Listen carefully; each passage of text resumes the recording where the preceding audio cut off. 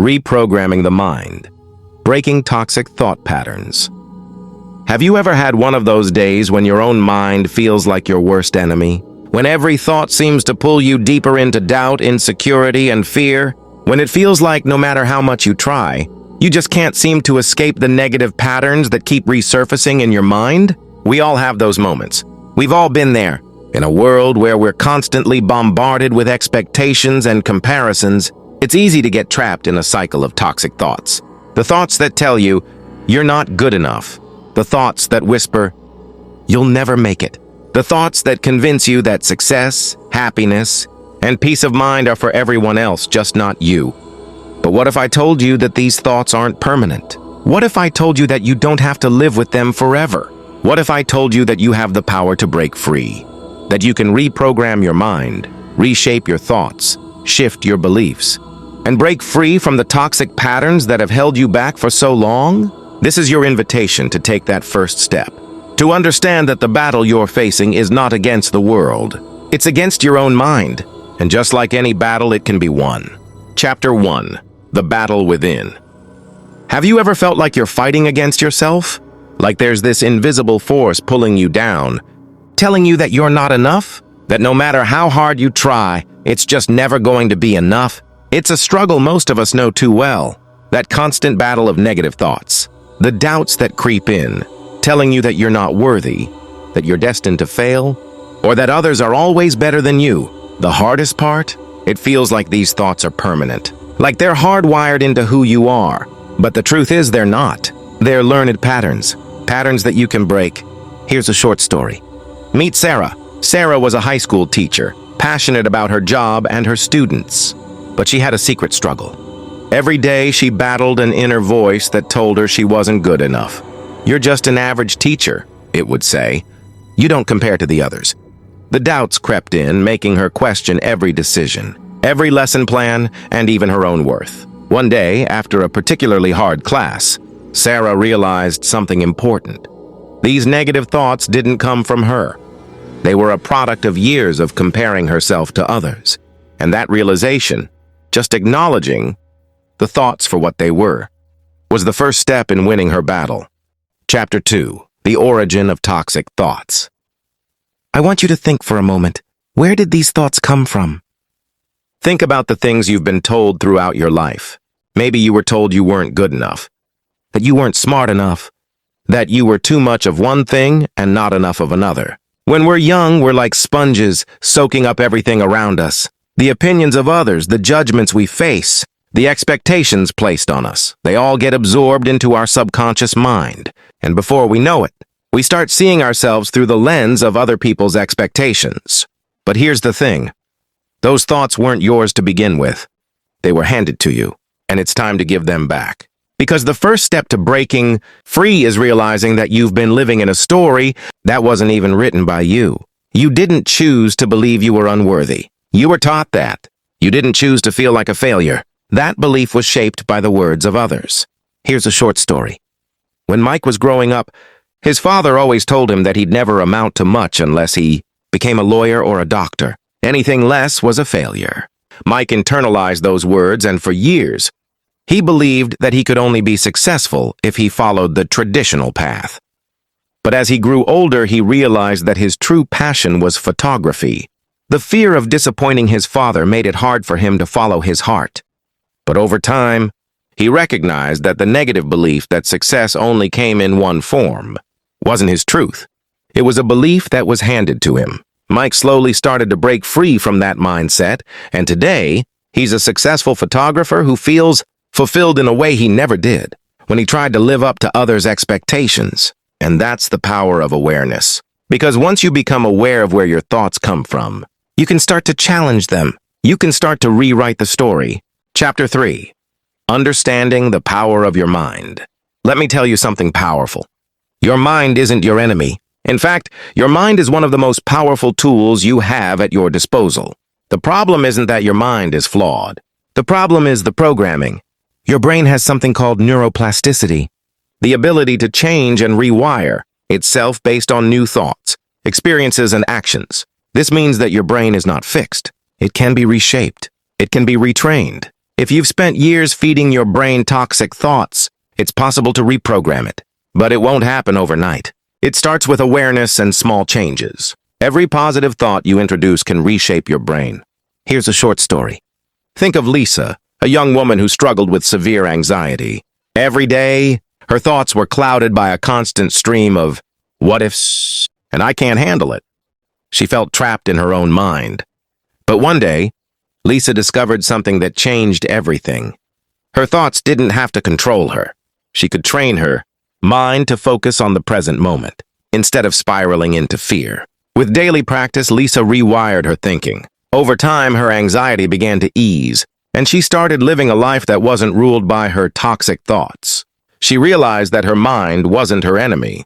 It was simply waiting for her to take control. Here's something many people don't realize. Your brain learns through repetition. The thoughts you think most often become your beliefs. If you constantly think, "I'm not good enough," your brain will eventually accept that as truth, even if it's a lie. It doesn't care whether the thought is helpful or harmful. It only cares about repetition. That's why toxic thought patterns are so powerful. They've been repeated for so long that they've become automatic. You don't even notice them anymore. They're part of the background noise in your mind. But here's the good news. What was built through repetition can be rebuilt through repetition.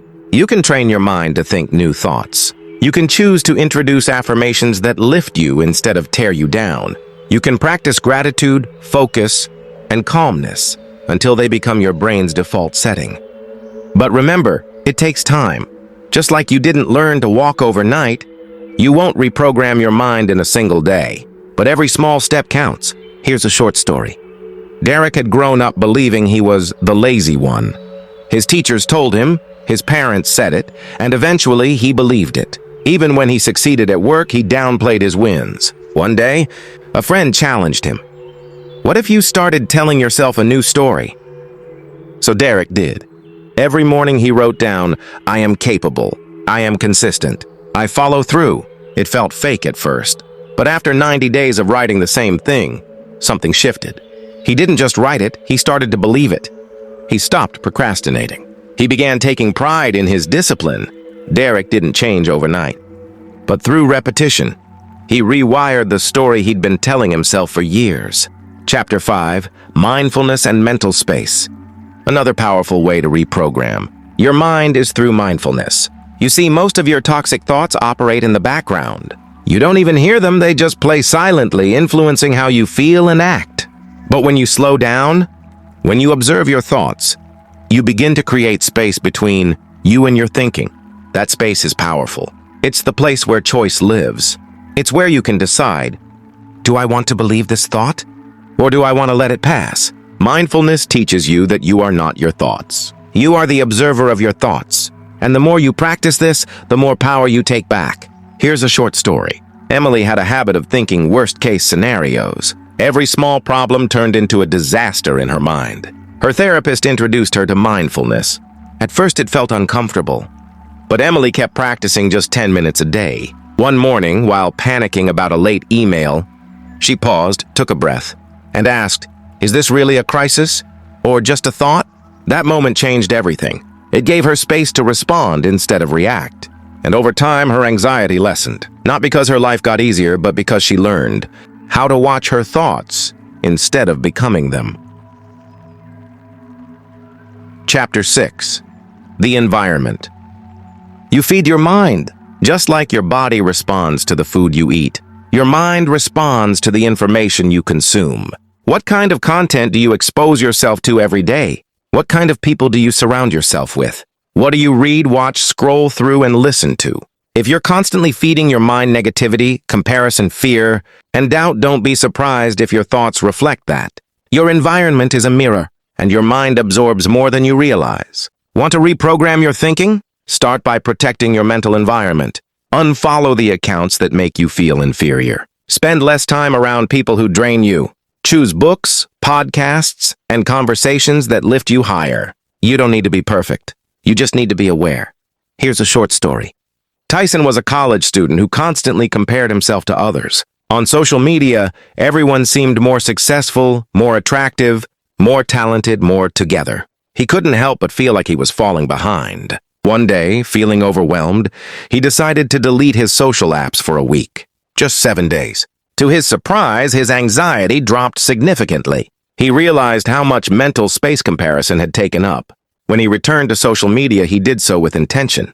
He unfollowed accounts that made him feel small and began following pages that inspired growth, learning, and peace. His feed became his teacher, not his tormentor. Tyson learned this. Your mind reflects what you feed it. Chapter 7. Creating your new inner dialogue. So what does reprogramming your mind actually look like day to day? It starts with creating a new inner dialogue. That means talking to yourself with intention, not just when things go wrong, but all the time. Your inner voice should be your greatest ally, not your harshest critic. That doesn't mean ignoring your flaws or pretending everything is perfect. It means showing yourself the same, compassion and encouragement you would give to someone you love. When your mind says, I can't do this, try replacing it with, this is hard, but I can learn. When it says, I always fail, try, I've failed before, but I've also grown. Every new phrase you speak to yourself becomes a seed, and those seeds, when nurtured, grow into beliefs. Here's a short story. Vanessa was her own worst critic. Every time she made a mistake, she'd beat herself up for hours, sometimes days. A friend challenged her. Would you talk to your younger sister that way? Vanessa shook her head. Then why talk to yourself like that? That moment hit her hard. From then on, every time she messed up, she paused and said, it's okay to make mistakes. I'm still learning. Slowly, her inner voice became softer, kinder, and her confidence began to grow. Not because she became perfect, but because she became supportive of herself. Chapter 8. The role of action in reprogramming. Thoughts are powerful, but they're not everything. If you want to truly reprogram your mind, you have to act in alignment with the person you want to become, because action rewires belief. It works like this. When you act with confidence, even when you feel afraid, your brain begins to believe, maybe I am capable. When you speak up, even though your old pattern was silence, your mind records it. I can have a voice. Each action becomes evidence that challenges the old programming. It's not about waiting until you feel ready. It's about taking small steps despite the fear, despite the doubt. That's how real change happens. Not in a single leap, but in consistent, imperfect movement. Here's a short story. Arjun always believed he wasn't a people person. He avoided speaking in meetings, feared social events, and stayed quiet, even when he had ideas to share. One day, he decided to challenge that story. He set a goal, say one thing in every group discussion, no matter how small. The first few times, his voice trembled. But over time, something shifted. People started listening. His confidence grew. And eventually, the label, not a people person, stopped fitting. Arjun reprogrammed his identity, not by thinking, but by doing. Chapter 9. Self-forgiveness and letting go. One of the deepest layers of toxic thought patterns is rooted in shame. We carry guilt for past mistakes, regret for things left unsaid, and pain from the people we've hurt or who hurt us. And often we replay these moments in our minds like a broken record. Over and over we punish ourselves, and we tell ourselves that we deserve the mental pain. But healing begins when you learn to forgive, not just others, but yourself. You can't change the past, but you can change your relationship with it. You can choose to grow from it, not be haunted by it. Forgiveness is not forgetting. It's accepting that what happened, and refusing to let it define your future. Here's a short story. Janelle made a mistake years ago that cost her a friendship. She apologized, but the guilt lingered. Every time she thought of it, a voice inside whispered, "You're a bad person." One day she wrote a letter, not to the friend, but to herself. In it, she acknowledged the pain, the lessons, and the growth. She read it aloud and cried. That night, she didn't feel completely free, but she felt lighter. And for the first time, that inner voice softened. That was the beginning of her healing. Chapter 10. Rewriting the story. You tell yourself. Every day, you are telling yourself a story about who you are. Maybe it's a story of survival. Maybe it's a story of not being enough. Maybe it's a story that was never yours to begin with. But here's the truth. You are the author. You have the power to rewrite the narrative. Instead of "I'm broken," you can write, "I've been through hell and I'm still here." Instead of "I'm too late," write, "My timing is my own." Instead of "I always fail," write, "I'm still learning how to win." The story you tell yourself becomes the lens through which you view your world. And when you shift the story, everything begins to change. Your mood, your decisions, your energy. Here's a short story. Leo always told himself he was unlucky. Every job he applied for, every relationship he tried, when it didn't work out, he said, "Of course. It's always like this for me." That story became his identity. One day, a mentor asked him, "What if luck has nothing to do with it? What if your story is just stuck?" That stuck with Leo. Slowly, he began collecting small wins. He kept a journal of every good thing that happened, even if it was tiny. Over time, the story changed from "I'm unlucky" to "Good things do happen to me, I just wasn't noticing them before." And when his story changed, his life followed. Chapter 11. The Role of Patience in Transformation. Reprogramming your mind is not a sprint. It's a gentle, steady walk through unlearning, relearning, and becoming. Some days will feel like breakthroughs. Other days will feel like setbacks. But every day matters. Even the ones where you feel like nothing is changing, something is. Growth happens in the quiet moments. It happens when you choose not to spiral. When you pause before reacting. When you speak kindly to yourself even after you fall short. Those tiny acts are like drops of water carving a canyon. You may not see the change immediately, but over time, your mind will be reshaped. Here's a short story. Ivy was impatient. She wanted to feel better now. So she tried affirmations, meditation, journaling, but when change didn't come fast, she gave up. A therapist told her, "Healing is like planting a seed. You don't dig it up every day to see if it's growing. You trust that it is." That stuck with Ivy. So she started watering her mind gently, daily reflection, small victories, breathing through bad days. Months later, she looked back and realized she hadn't just changed. She had become someone new. Chapter 12. Becoming the Architect of Your Mind. By now, you've seen that reprogramming. Your mind isn't about magic, it's about intention. It's about becoming the architect of your own mental environment. Toxic thoughts don't just disappear, but you can weaken them by building stronger, truer thoughts in their place. You do that by choosing what to repeat, what to release, and what to build. By changing how you talk to yourself. By deciding what you allow in. By pausing, observing, and then responding with clarity instead of chaos. You won't be perfect, but you will become powerful. Because when you reclaim your mind, you reclaim your life. Here's a short story. Marcus used to feel like life was just happening to him. He reacted to everything. Stress at work. Drama in his relationships, his own inner chaos. Then one night, exhausted and fed up, he decided to take responsibility for the one thing he could control, his mindset. He began waking up early to reflect.